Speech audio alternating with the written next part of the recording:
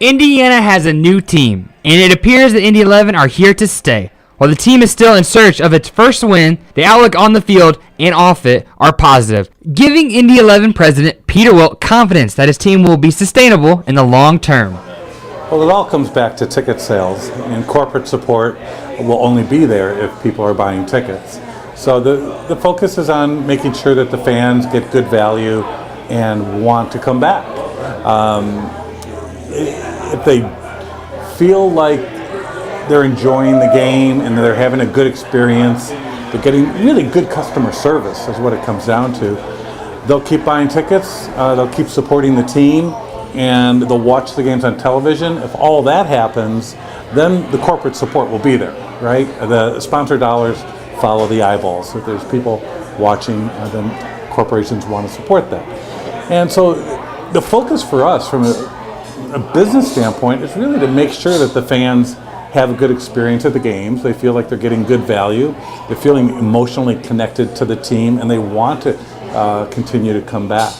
To ensure long-term stability, the Indy 11 is seeking its own stadium. Currently housed in IUPUI's Michael A. Carroll Stadium, Peter believes a soccer-specific stadium is detrimental for their future plans. It's really important. It's critical that we have our own stadium to play in long-term.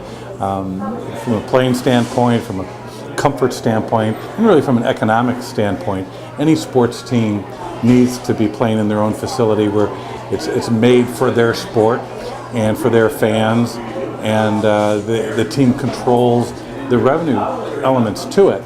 Despite the plans for a new stadium being turned down initially, Peter remains confident.